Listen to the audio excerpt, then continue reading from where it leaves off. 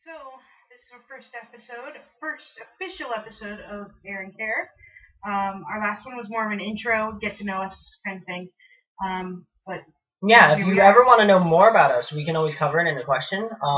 Just comment in the section below. I'm not going to try to find it because I know I will fuck it up somewhere over that way. Yeah. Hello, region. How do you mess up down? Because I'm on You're the like opposite over side here. of the camera. Yeah, still down is down. Still. Anyway. Okay. Anyway. Yeah. So comment somewhere in her lower region, and we will read them and we will reply in either a video or in the comment section. It depends on if it's video worthy or not, and that's totally up to me, not her. Oh, goodness. Unless you totally twist my arm, which you probably could. I could. Yeah. Twig. I'm a twig. Yeah. I'm a twig breaker. I'm gonna sit over here now. Okay, I'll be gentle with you. Please senpai. Okay, so first impressions. I met you at the club. Yeah. I met you downtown in New Haven at a club, and we were going through similar situations. I approached you because we both were the smokers of our groups, and all of our people were inside dancing. And I was like, hey, when you want to do an activity, you want to do it with somebody else. So Yeah. I walked over you. Typically, smoking is like, yeah, you're a smoker. You smoke for your ownness, your own comfort, but like, it's better when you do it with somebody. It really is. And so. But congrats on you. You Yes, you officially have quit smoking. 3.5 months, I have quit smoking. Got my I am teeth clean. still a smoker, so I need to work on that, which I probably won't. Probably not. When you're ready is when you should do it. When I I'm was ready, and so I just did it. Yeah. I quit cold turkey, no patches or gum or any of that crap. I think cold turkey is honestly the best. It is. A lot of people are like, no, when you're. I have tried to quit. I have quit once before, and I did it cold turkey, and I was good. The only reason why I went back is because I got a job. Ah, so you were able to get the cigarettes again. Yeah. That's not good. No. And now that I have a job, I've decided that I breathe so much better. Every activity I do, I've lost a lot of weight, so all of that combined really is a motivator for me to stay quit. No, I am happy for you. Unfortunately, I'm still a smoker. Yes, I am. Okay. But anyway. All in due time. Anyway, my first impression of you was I didn't tell you why. Yes, you did. No, I said where I met you. I didn't say what my impression of you was. All right, what's your impression? What's my impression? I was like, okay, well, at first, really honestly, I thought you were kind of whiny about your breakup and stuff. I was like, really? We're at a club. There's so much other dicks to, be wanting up in here. Which you quickly found out was not the reason why I was there. No, you just like to get down, boogie, and get your drink on. Literally, I was there for the alcohol. and you were able to. What size was my drink? Yeah, it was huge. I think you had the. I had the tub. pitcher. I had a pitcher. Don't they do the bucket? No, I had a pitcher. Oh really? Yeah. Oh. I had a pitcher of pure alcohol. Big. It was bad. So Which I finished on my own. But after a few moments of talking to you, I realized that you weren't whiny. You were in fact just gay. So I was like, oh, okay, and I love the dynamic. I instantly was able to have that, that friendship with you that I felt like I'd known you for years already. I was able to just sit there and go, oh, okay, I can joke with him. I can be myself with him, and he, it's not gonna be bad. Yeah. We very much clicked. I hate to say that I'm judgmental, but I am. But I'm not one of those people. I'm not one of those people that will tell you what I think of you. Just because it's none of your business what I think of you, and it's none of my business to tell you. So, plus that's how you ruin friendships. Like, if you really don't like something about somebody, if you think it'll impact their life to know, like for the better, tell them. If it's just something that annoys you, shut up and keep it to yourself. Really? It doesn't matter. I have a friend that I have a disease. I have PCOS, so it creates a lot of hair on my body. I grow a full beard naturally.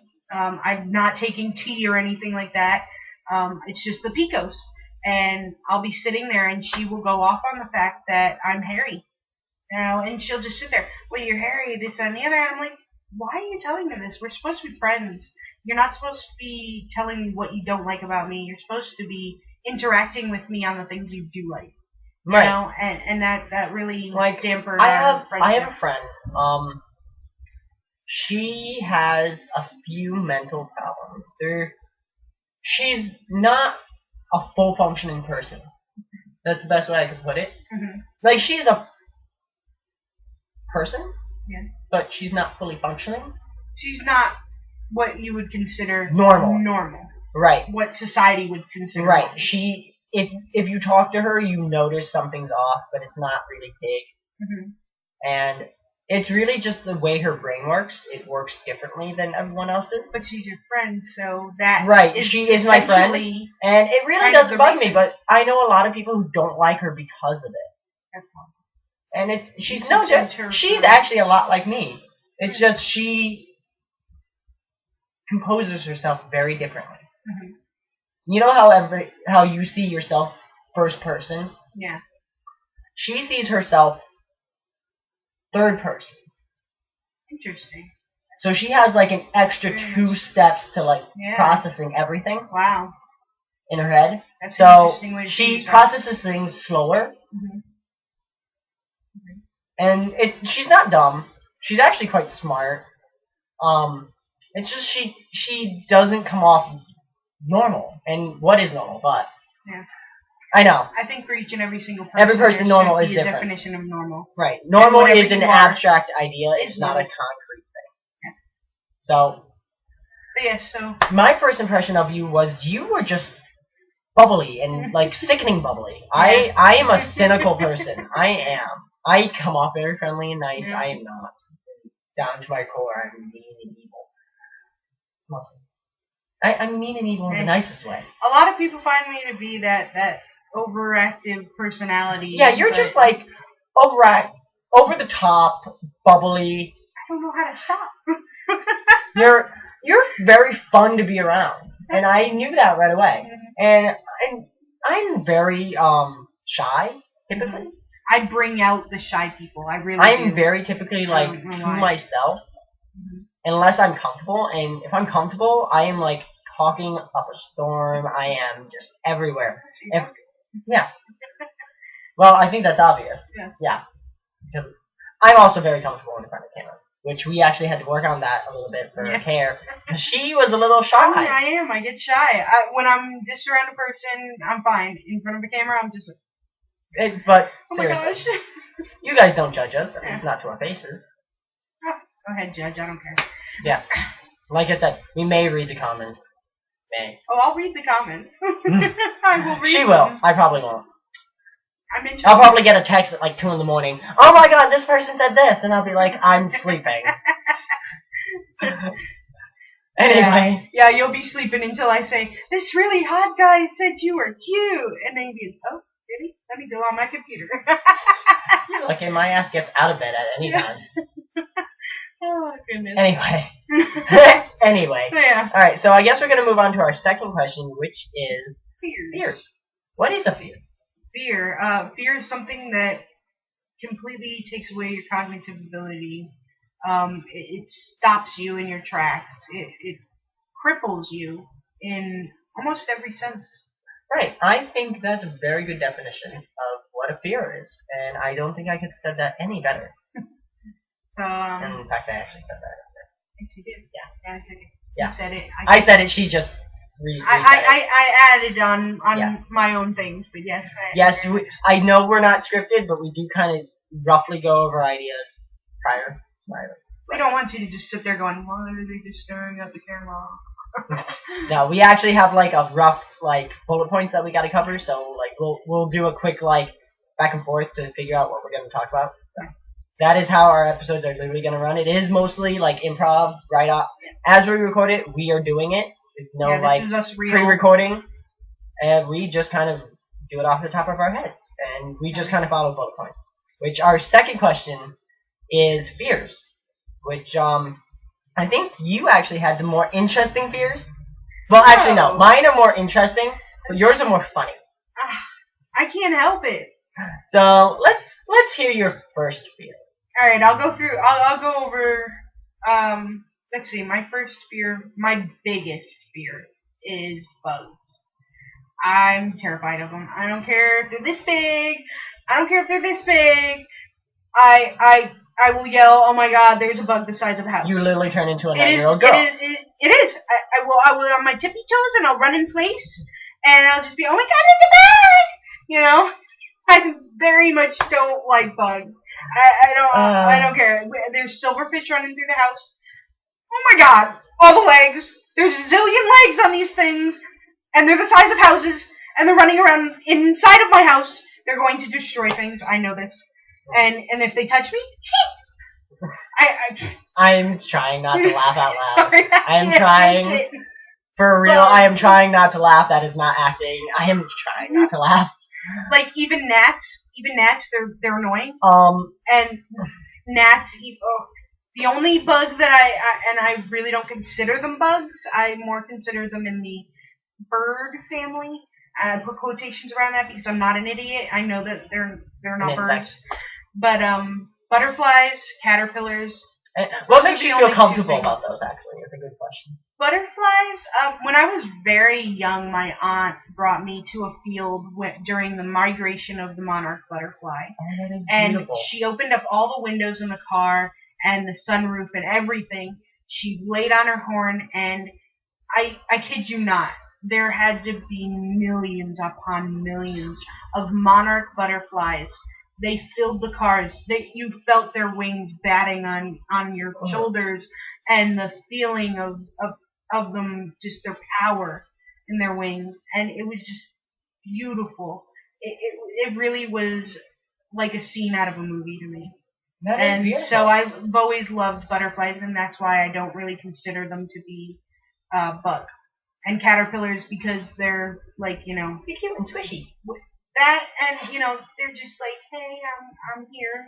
They don't hurt but you. You do know that's all bugs, right? Well, no, 90% of bugs. No, any other bug will kill you.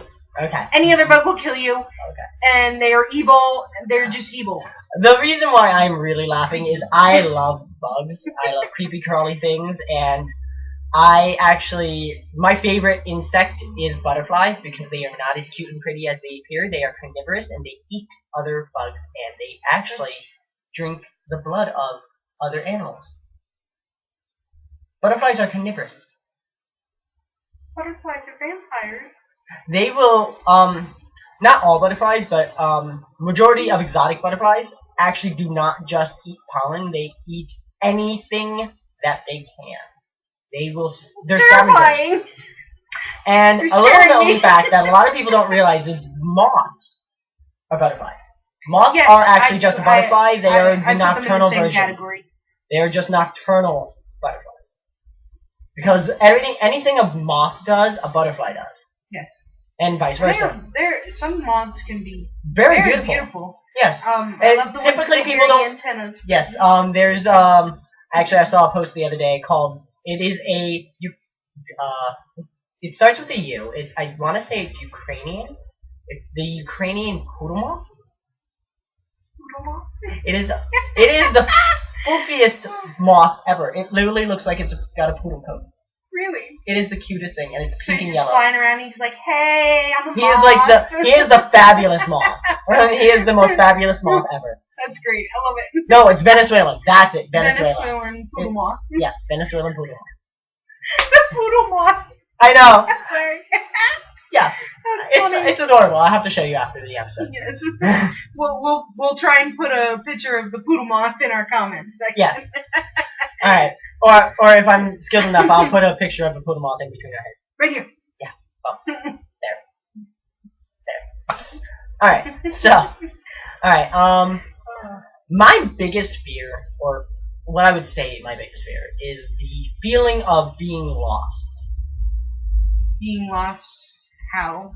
Like being lost in the world, or being lost in your head, Lost in the sense of lost, just like the entirety of the definition word lost. Okay. No direction, no control. Yes. Like, so control. Yeah, really, I feel like my biggest fear is more of like not being in control. I don't like not being in control. Mm-hmm.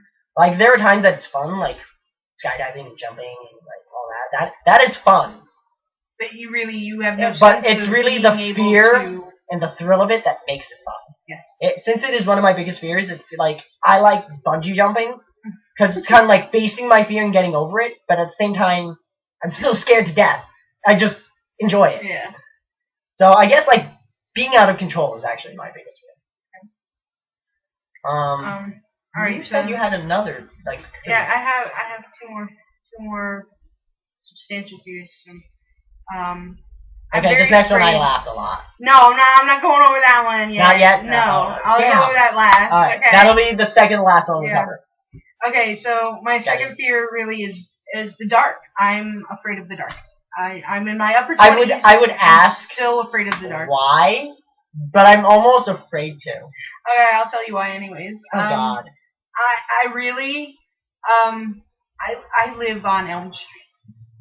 Oh yeah, I forget you do. So there was a lot of things when I was little when, if you live on a street that's after a horror movie, it kind of makes your imagination goes crazy. I always forget you live on Elm Street. Yeah. So it really adds some horror to the dark. Especially I used to study different religions and things like that. And I always think it's important to be well versed in other religions, even if you don't believe in them. Yes, I and we can go over that another time. We'll discuss religion. I really don't want to talk about religion a lot, just because it's not something that when you talk about it, the witching hour, you can get over without being a little bit prejudiced. Yeah. That's why I don't want to talk about religion that much. Yeah. No matter how much you try, you will always be a little prejudiced. I'm not prejudiced at all. And I'm not really either. I find them there are ones that I feel like that are more wrong than the others. But then again, it's all depending on how you see it. Exactly. Right. Like I have my own personal beliefs, and if yours differ from mine, whatever. But so I'm afraid of the dark because I read up a lot about religions and stuff like that, and like I read about the witching hour and stuff like that, and just it's superstitious. Yeah, superstition, exactly. Right, so it stems from superstition. Stuff like that, and it's like if I'm not up the stairs before the hall light is off, there's a monster that's coming to kill me up the stairs. If I turn off the light and I'm not jumping into the bed across the room to get into the bed, and I don't get there before the light actually dims from the room completely, that's it, I'm gonna die. I just hate the dark. Like. And I don't know what that's called. I know there's a specific name for the light spectrum that you see when you're in complete pitch dark. It's like the absence of light makes you see light or something like that. It's not actually you're not seeing light. You're seeing the illusion of light. Yes, and my imagination goes crazy with that little bit of light. Yeah. I'll see witches and ghosts and demons. Your imagination. Woo! But, yeah, it's a superstitious fear. Yeah, pretty much. So. My second fear, which is kind of silly, and I know it's a silly fear, but it's not that I'm afraid of it. It's something that bugs me to the point of almost being a fear. Okay. I have a fear of tunnels. Tunnels? That's a funny one. Okay, why are you afraid of tunnels? I don't know if it stems from, like, Final Destination, because I actually never watched those. Ever. I've never watched any of those, and I'm a huge horror movie buff. But, the fact that, like, anything that goes wrong in a tunnel, you're kind of stuck. Yeah. And it kind of still stems from the fact that I like being in control. So I really feel like when I'm in a tunnel, I have one way in, one way out. And if either of those is cut off by any means, I'm screwed. And it's not gonna happen. Tunnels today are structurally sound and are not going to collapse. I know that. Doesn't make it any more comfortable to travel through. At all. And even if it's like 2 minutes I'm in the tunnel, those 2 minutes I am on edge. Yeah. Because I don't want anything to go wrong. That makes a lot of sense, though. Like I said, it's irrational, but it still makes sense. It's almost like a fear of being trapped. Right. And it's not really. I guess you could say I have a fear of being trapped, but at the same time, I really wouldn't call it a fear of being trapped. Just the unfortunate event of being instantly becoming trapped. Yeah, I can understand that. It's like I said, it's an odd fear. Yeah, it is. But if it's your fear, then it's your fear. Right. Like, and now we get to the most funniest one. Or should I go? Right. No, I want you to go. So and this is. I don't think it's really a fear. I think it's. No, it's a fear. Okay. It's a fear. I'm so getting a bunch of pictures of them. For our next You're episode. cruel. You're cruel. I am. Alright, so I have a fear of baboons. In particular, I have a fear of your posterior baboon butts.